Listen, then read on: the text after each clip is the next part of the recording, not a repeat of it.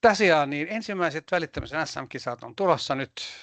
Kisakausi on huhti-toukokuussa ja näistä nyt sitten kerron diojen avulla ja sitten keskustellaan ja kommentoidaan ja kysytään yhdessä. Ja tässä aluksi haluan sanoa sen, että kunta ei pysty toteuttamaan perustehtäväänsä hyvinvoinnin edistämistä vain palvelujärjestelmän avulla, vaan siihen tarvitaan myöskin kuntalaisia ihmisiä itseään.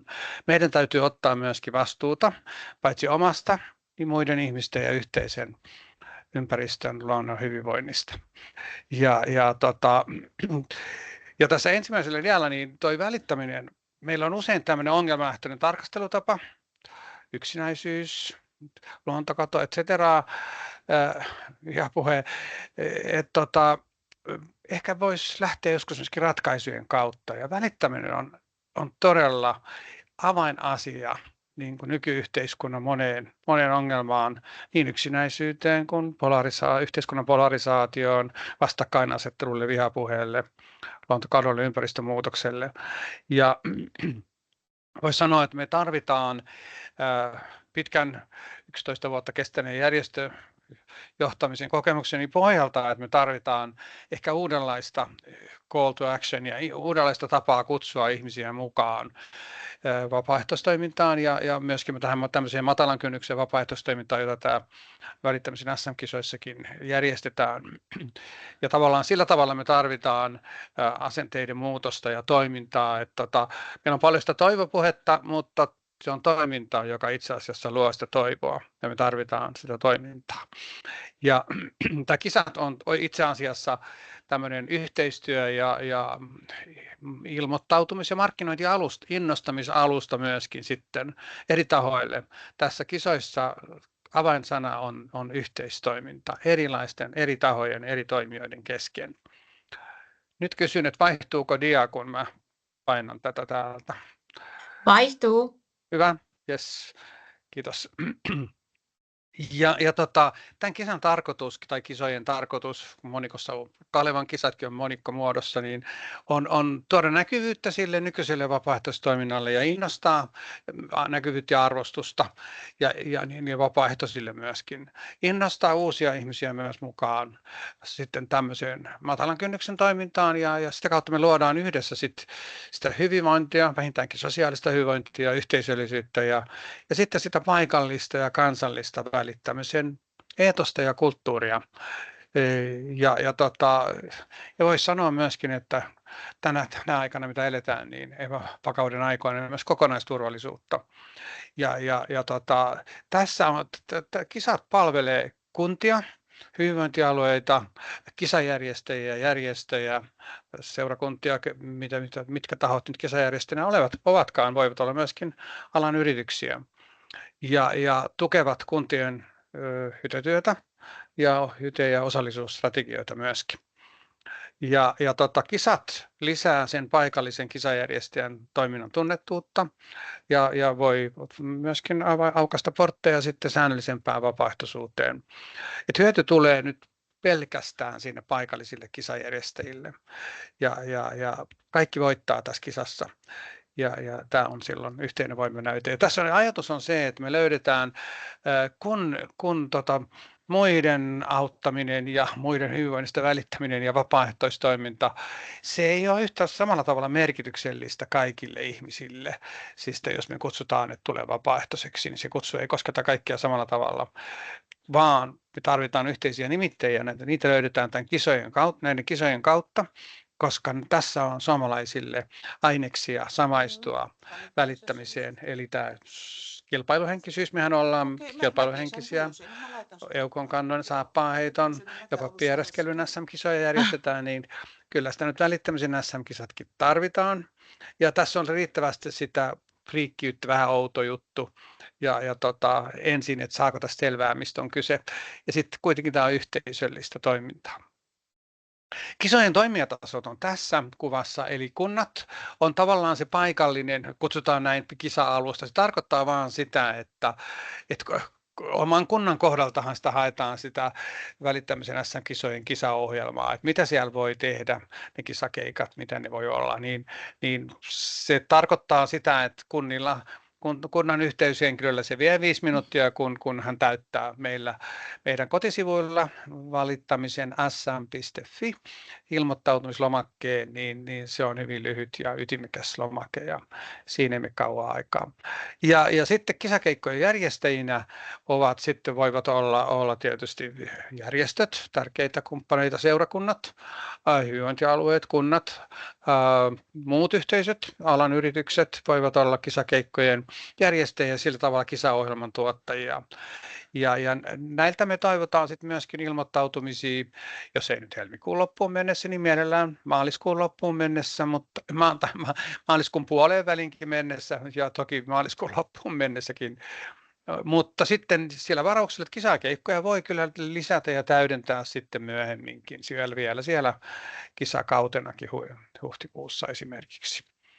Ja sitten joukkueet on ne jotka muodostaa ne vapaaehtoisten joukkueet, ilmoittautuvat kisoihin ja ovat sitä kautta sitten kisakeikkojen osallistujia, mutta myöskin sitten voi olla niin, että jos joukkue ei löydä oman paikkakunnan kisaohjelman alta sopivaa keikkaa, niin voi sitten myöskin joukkue itse olla aktiivinen ja järkätä jonkun kohteen, mille lähtee kisakeikalle. Voidaan ajatella, että esimerkiksi kuoro voi ilmoittautua vapaaehtoiseksi. Esimerkiksi vaikka ilahduttamaan palvelutalojen asukkaita, jos otan ihan konkreettisen esimerkin tästä. Ja kuntien minimiosallistumisen taso on tosiaan se, että se täyttää yhdessä henkilö täyttää sen ilmoittautumislomakkeen siellä valittamisen sm.fi kotisivulla. Se vie 5 minuuttia. Ja sitten sitä me toivotaan, että kunnan edustaja laittaa myöskin viestin paikallisille järjestöille ja muille yhteisöille ja kannustaa niitä mukaan sitten kisajärjestäjäksi. Ja se, jos laittaa sen uutiskirjeeseen, niin siinä ei kauaa mene, mutta voi tietysti pitää myöskin infotilaisuuden ja tavata sitten näitä järjestöjä ja muita edustajia. Ja toki olisi tietysti kiva, jos kunta myöskin sitten kevään mittaan vähän silloin tällöin vähän loisi kisafiilistä viestintäkanavissaan ja markkinoisi kisaohjelmia ja kannustaisi kuntalaisia sitten mukaan kisajoukkueeksi. Ja sitten kisatapahtumien järjestäjien, kisakeikkojen järjestäjien osallistumisen roolit on tässä, että tavallaan ilmoittaa samalla siellä kotisivulla valittamisen sm.fi, niin ilmoittautumislomakkeen kautta sitten sen kisakeikan tai useampia kisakeikkoja, joka on siis ryhmämuotoista vapaaehtoistoimintaa. Ja sitten toki on toivottavaa, että kisakeikan järjestäjä markkinoi sitten sitä myöskin omissa viestintäkanavissaan sitten. Ja koordinoi sitten sen oman tapahtuman ja raportoi sitten tulokset lyhyesti vaan kisaorganisaatiolle. Mutta tämä siis nimenomaan hyöty tulee sinne paikalliselle järjestäjälle. Se kasvattaa oman toiminnan tunnuslukuja, mitä tätä kautta saa sitten toimintaan tuloksia aikaa. Ja sitten tässä myöskin kolmas vaihtoehto, että jos on suljettu ryhmä, valmis ryhmä jo, joka tekee sitä vapaaehtoistoimintaa, nyt on erinomainen tilaisuus tehdä näkyväksi kaikkea tätä vapaaehtoistoimintaa, mitä kunnassa jo tehdään tai paikkakunnalla jo tehdään. Se voi olla tuossa nyt mainittuna noin esimerkinomaisesti, mutta esimerkiksi se voi olla koululuokka tai päiväkotiryhmä, joka kanssa tekee jonkun kisakeikan, ilahduttaa jotakin toista ryhmää sitten kisatarkoitukseen. Kun kisatarkoituksenahan on siis kohdata ja ilahduttaa muita ihmisiä, toimia toisten hyväksi tai yhteisen luonnon hyväksi. Ja esimerkkinä nyt sitten, ketkä voi olla kisajärjestäjiä, niin toiminta voi olla välitöntä tai välillistä, että autetaan tai ilahdutetaan kyseistä kohderyhmää. Ja tässä on lista niistä, ja on monenlaisia erilaisia kohderyhmiä, jotka voivat olla siis kisakeikan toiminnan kohteena. Ja mä näitä nyt tästä erikseen luettele, koska näette ne tuosta. Mutta tämä ei ole tietenkään tyhjentävä luettelo, että siellä voi löytyä muitakin vielä, jotka sitten, mutta pääajatus on siis se, että toimitaan muiden toisten hyväksi. Ja Ja sitten tavoitteena on lisäksi sitten saada aikaan niitä antoisia kohtaamisia, jotka lisää tavallaan sitä ymmärrystä, myötätuntoa toisia kohtaan, ilahduttaa esimerkiksi erilaista ryhmää kohtaan. Ja meillähän on usein muuten niin, että palaan tähän vielä sen verran, että tässä on, nämä ryhmät on myöskin aktivoitavissa vapaaehtoisiksi, että kisakeikalle osallistujiksi myöskin ovat tervetulleita. Että eivät ole vain passiivista, kun tarvitse olla vain passiivista kohderyhmää missään tapauksessa.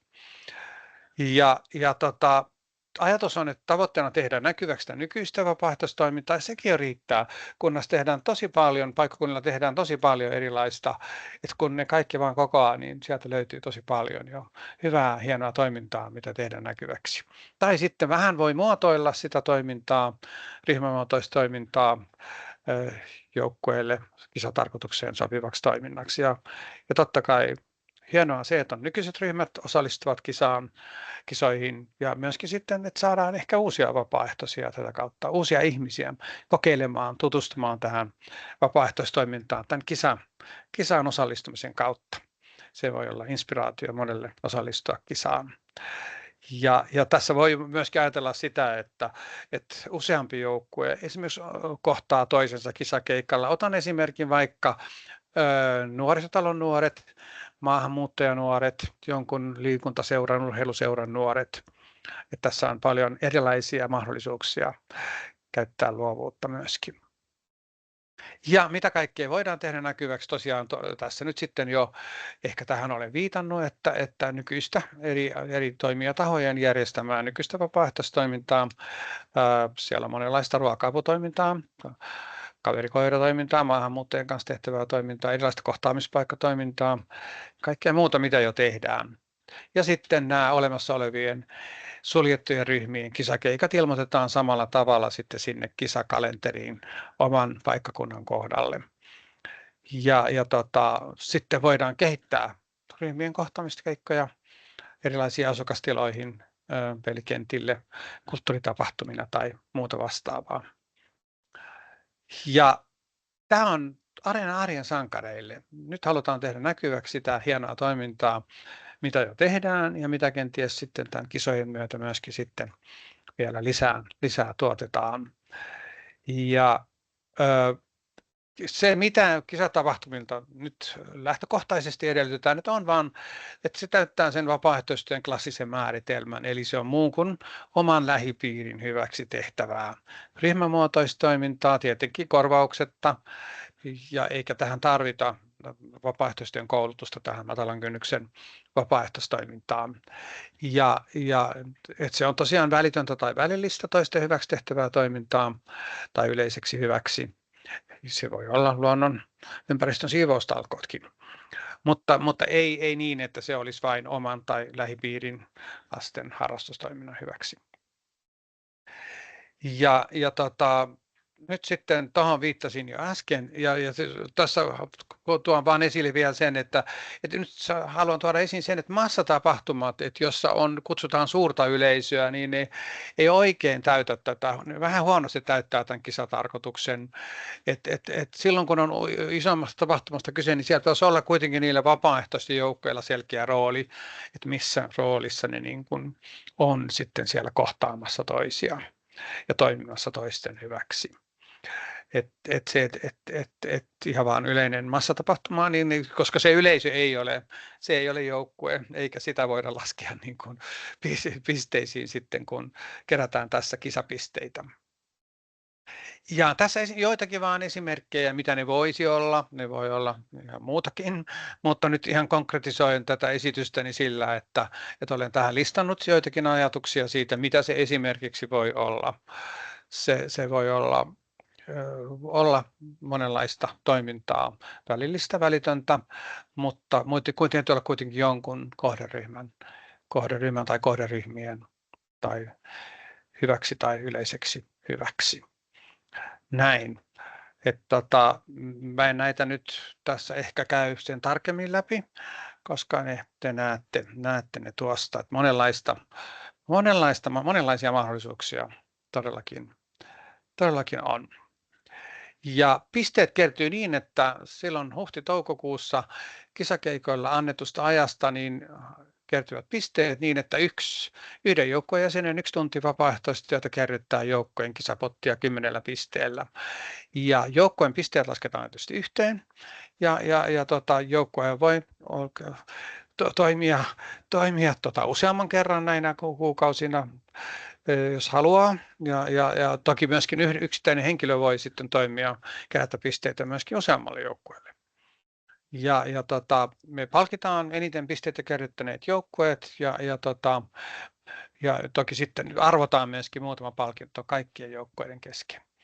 Ja tässä kisassa myöskin sitten paikkakunnan joukkueiden pisteet kertyvät myöskin kunnan yhteiseen pistepottiin ja sitten suhteellisesti eniten pisteitä kerännyt kunta palkitaan myöskin sitten Suomen välittävänä kuntana 2025 ensimmäisten välittämisen SM-kisojen voittajakuntana.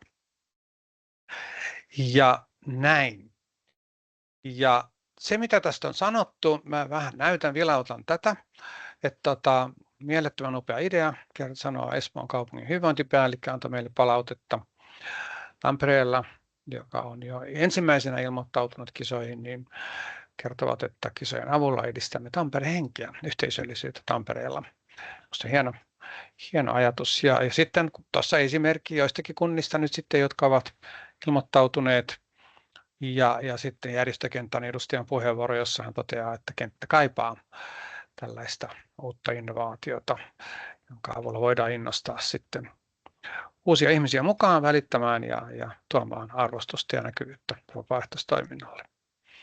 Ja meillä siellä kisojen kotisivulta valittamisen.sm.fi löytyy aineistopankki. Se on etusivun siellä footerissa siellä alaosassa. Siellä löytyy linkki aineistopankkiin ja kaikki ilmoittautuneet kunnat ja sitten kisatapahtumien järjestöt, seurakunnat ja muut tahot saavat sitten salasanan siihen aineistopankkiin kirjautumiseen. Sieltä löytyy sitten kunnille valmiiksi esimerkiksi viesti kutsua paikallisia järjestöjä ja muita tahoja kisajärjestäjiksi.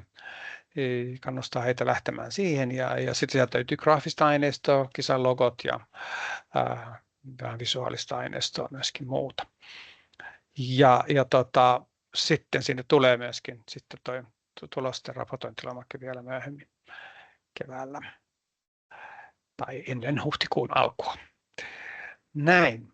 Ja kisojen viestinnästä sen verran, että me viestitään valtakunnallisesti ja tavoitteena toki myöskin tuo erilainen näkyvyys medioissa. Huomenta Suomessa olin jo kertomassa tästä 3.2. eli viikko sitten maanantaina. Ja siihen löytyy sitten tuo linkki siitä 10 minuutin pituisesta haastattelusta niin tuossa mainittuna. Ja sitten me tehdään myöskin sinne aineistopankkiin niin sitten paikallistason viestintään kunnille. Siinä mennyt sanat yhteen tiedotepohjaa ja muillekin toimijoille. Ja sitten tietysti on hyvä, että siitä on myöskin paikallista viestintää siellä omissa ja yleisissä some- ja muissa viestintäkanavissa. Ja jos mahdollista, niin olisi kiva, jos voitte haastaa esimerkiksi naapurikuntia tai jonkun kunnan muun tahon mukaan tähän kisaan. Ja raamiaikataulu kisojen viestinnälle on tässä.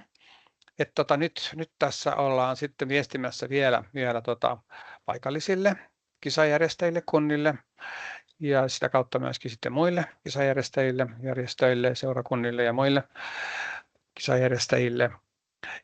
Ja varmaan se vielä tuossa maaliskuun alussa hetken jatkuu vielä. Mutta sitten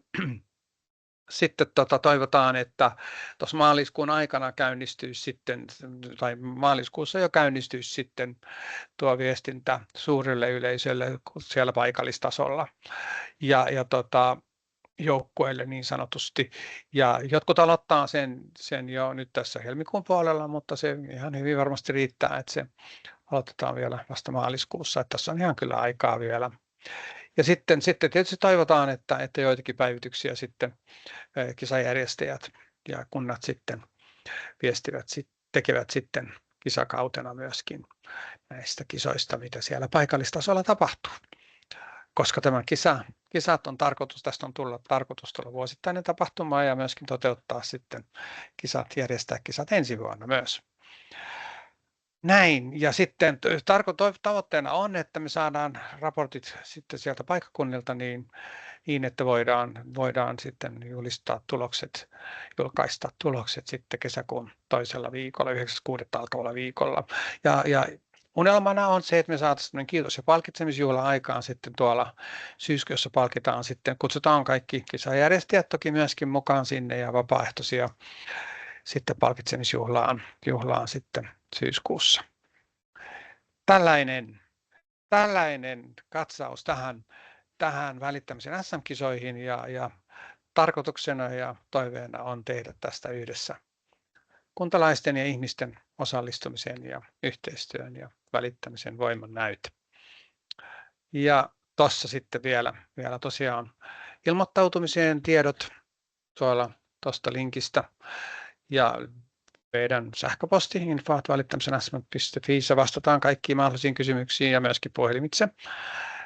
Yhteystiedot löytyy kotisivulta. Ja meillä on nyt sitten vielä tulossa sitten ensi viikolla 20. päivä, eikö tämä torstai? Joo, oli muistaakseni. Joo, on niin sitten tulossa toinen tämmöinen samanlainen webinaari vielä, infovebinaari näistä kisoista. Ja näin. Nyt meillä on tuo Facebook-sivut on avattuna. Nyt meillä on Instagramin kanssa ollut vaikeuksia. Meiltä välillä poistettiin tili, me yritetään saada se uudelleen auki ja näin olemme toistaiseksi nyt sitten siellä somessa läsnä. Tässä nyt tämmöinen katsaus tähän minun esitykseeni ja nyt